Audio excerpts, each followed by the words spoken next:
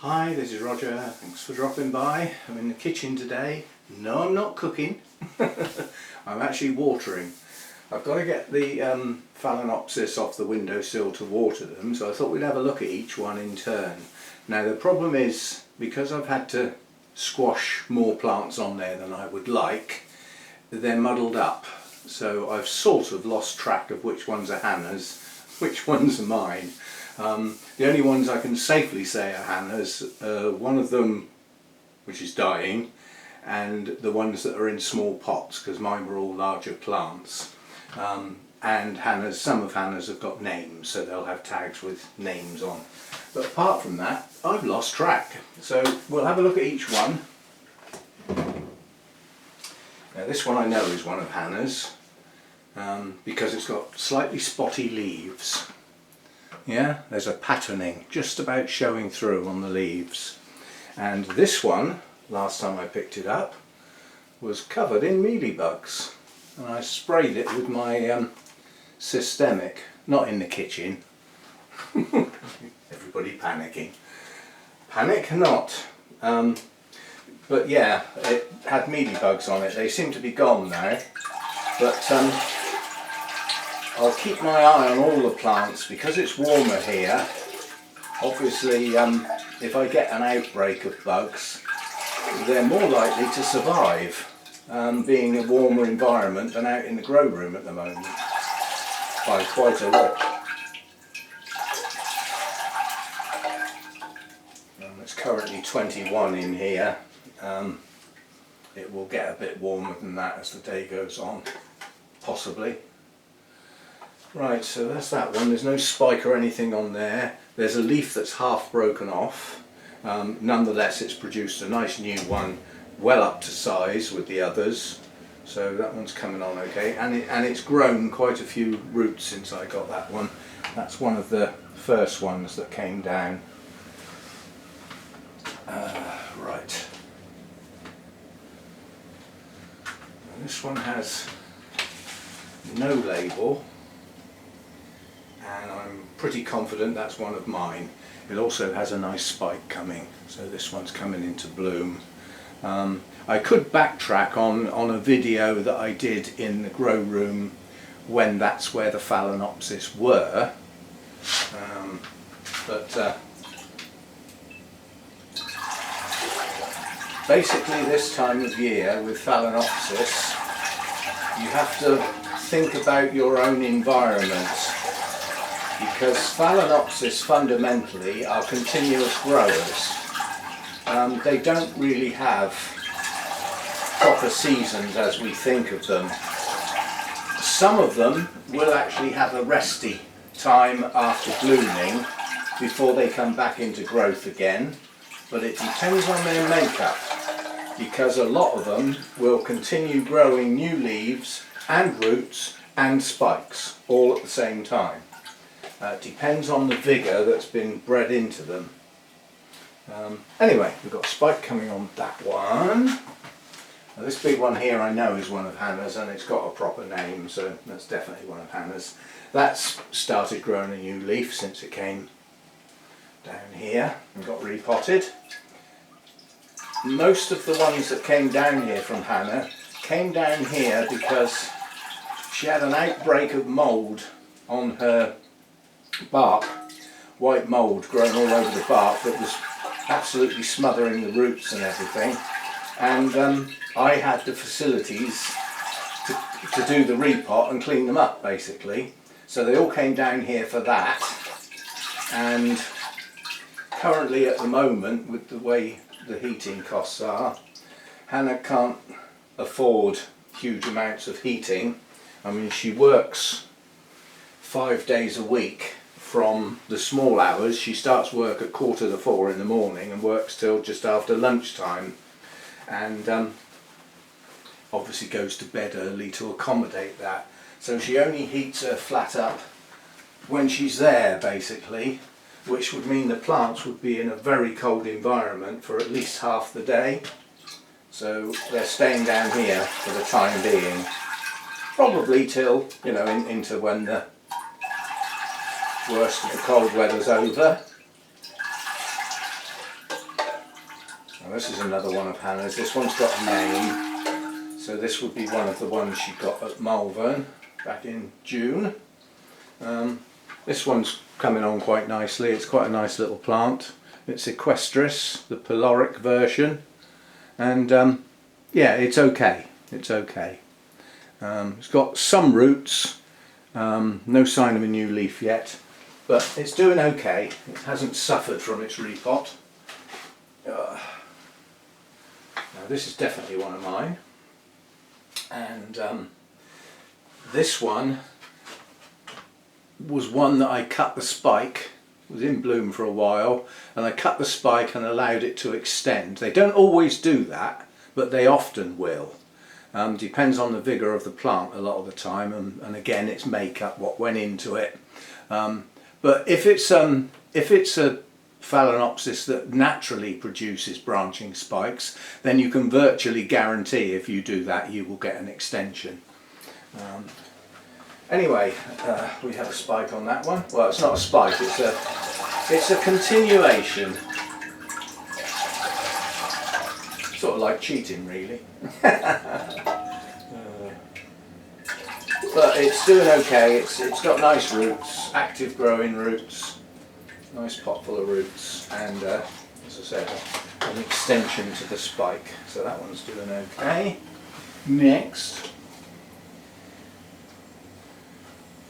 Now this again is, I'm pretty sure this is one of mine, and this is one that went out of bloom a while ago, and the fact that it's got a green tip to it, I've decided to leave the spike to see if it will grow on, because that's another way that they can continue blooming. Sometimes the spikes just extend. The problem being, I've found, the farther away from the plant the spike gets, the less the number of blooms and the smaller they get. So there comes a point where you have to just quit, cut the spike off, give it a rest, you know, get it back into vegetative growth, and another spike will come when it's got the strength back and ready to go. You have to bear in mind with Phalaenopsis, there's very little ability to store nutrients. These thick fleshy leaves can hold some nutrients and moisture, but not as much as the type of Cattleyas with pseudobulbs and canes, obviously. But they can hold a bit. Now, what have we got here? Phalaenopsis Happy Hour, so that's one of Hannah's. And it had a bit of a problem with its latest leaf. I don't think it's going to be a problem with the plant. I think that leaf got a bit of damage while it was like in its embryo state. But it has grown on. I was expecting it to possibly collapse. And it hasn't got a spike. These are the old spikes that were cut off. And again, lovely pot full of roots. So this is a well, it's called Happy Hour. It's a happy plant. As Phalaenopsis go, you know, good root system. Leaves nice and firm. So you can tell if there's a problem with Phalaenopsis if your leaves are limp. Limp leaves means it's basically not hydrating properly, and that can be for one of two reasons. It can be that it's got virtually no roots and it just can't hydrate itself, and if you've got one in that state, quite honestly the best bet is to give it air humidity to compensate for the fact that it can't hydrate itself through its roots, because it hasn't got any or very few. So get it in a higher humidity environment and it will help get it going again. And the other reason is that the roots aren't working properly, and that can often be because the media is broken down and become very acidic, and the plant is effectively rejecting that, so it's not absorbing the water that you've got. Overwatering can also cause the same effect. So although your plant appears soggy and has plenty of water, it's not using it. And that's time for a repot. And that's one of those repot now. Not wait for spring. Not wait for the flowers to go. If your leaves are limp, you have a problem. They shouldn't be like that. They should be nice and firm and fleshy, not all floppy and loose. If they're like that, you have a problem. The problem normally is lack of hydration, but that's not necessarily lack of water. I know that sounds daft, but that's how it is. Now this I think pretty sure that's one of mine because of the pot it's in, the fact that it's been in it a while and it's got cocoa husk in the pot. It's another one with a nice spike coming on. So that's one of mine. We do have a few spikes around, so I was hoping when I first saw the spikes, I thought, oh brilliant, I'll have some in flower for Christmas. Fat chance. It's only a couple of weeks to go, so that's not going to happen. It was a nice thought, but because obviously it would be nice to have some orchids in bloom in the house, but these are the only ones in the house basically. Lots of people have said that about the cold. Why don't you bring your warmer growers into the house? I haven't got anywhere to put them. It's as simple as that. This windowsill is the only windowsill that hasn't got a radiator under it. Yeah? I mean, there is Hannah's bedroom that she uses when she's here. That has got a radiator that's not on, but it will be when she comes down. So I'm reluctant to put plants on there. It's also a cold room because the radiator's off, so it defeats the object. Now that's one of mine, and that's another one that had a similar problem with the latest leaf. This sort of markings on it, and it's as though some water or something got on it before it started to grow. But it's not a happy leaf, this one, the latest one, but it's got roots, you know, it's got a good root system going on there, and it has a spike, so you know, okay, it's got a dodgy leaf, but it's got a spike. And this one, I believe, when these were my ones were last repotted, they were done as an experiment. There's a set of 3 of them, two are the same. There was 2 in the same pot and another one that were got at the same time. I think they're the original 3 of the store-bought Phalaenopsis, and one got potted in bark, one got potted in mostly coconut husk apart from some crocking, and the other one got potted in a mix of the 2. That one's the one that's in mostly coconut husk, so it's coming out first chance I get. Probably after that spike's done its thing. Right, just these little ones left now. This one is one of Hannah's and it's dying. It lost its crown and every leaf has now fallen off except this one, which is actually quite firm. But I can't see it growing. It hasn't got a good enough root system to make it a strong plant. So I don't think that one will make it, quite honestly. Why it lost its crown, I don't know. It wasn't water, but it just rotted. Now obviously with not much plant there, I don't want that absolutely soaking wet. It's in relatively new bark, so you notice I only poured the water through once. I didn't soak it over and over again to get the bark to start absorbing. It's just, all that's done is wet it. Not soaked it. And this tiny little one here is one of Hannah's, and this one's got its main plant and it's got 2 little growths, so it's actually like 3 plants.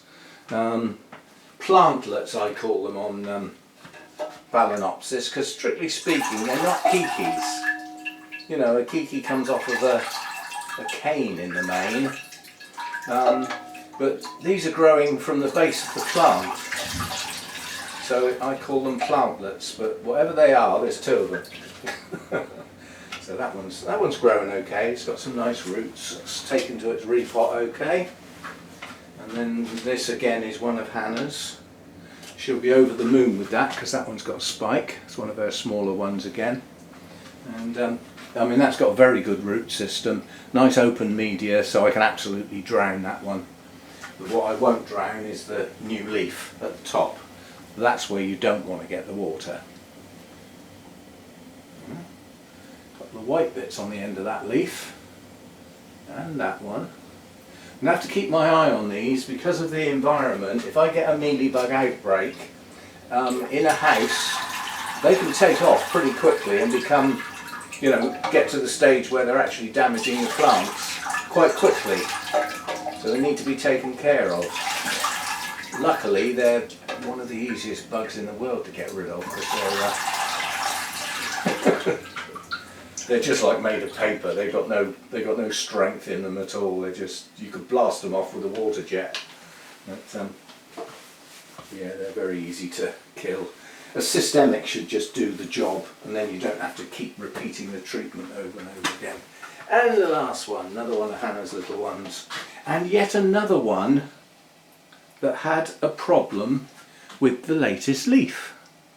Now I don't know what's done that, I really don't, but something affected the latest leaves on several of the plants. I don't know what's done it, I really don't. I suppose in theory it could be bugs. See, now it could be bugs on this one. See how easily they're missed? I've been looking under the leaves, and where are they on this plant? Right down in the crown. Let's see if I can... They're in there. And there's quite a lot of them. So that one won't go back on the windowsill before it's been sprayed. But as I said, you know, once you've got some in an indoor plant collection, you've got to deal with it quite quickly, quite honestly.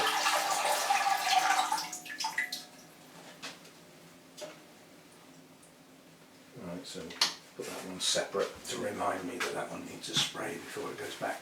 I suspect in a couple of weeks' time, maybe, I will end up having to spray the whole lot, because they'll keep moving from plant to plant, just one or two, and I'll miss them, and then they're on another plant that hasn't been treated, and then they'll get going because of the extra sort of warmth here compared with in the grow room.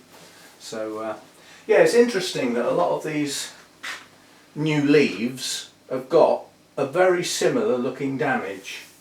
I mean, this is the one that makes it easiest to see.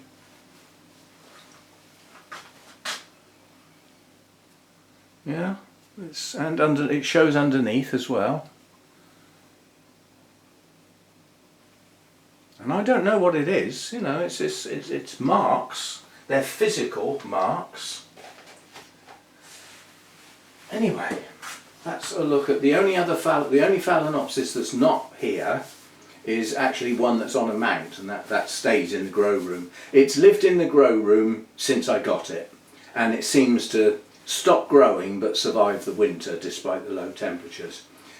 It is actually due to go to Carol, where it will not get the harsh treatment of the cold winters, and it should grow better and bloom better as a consequence.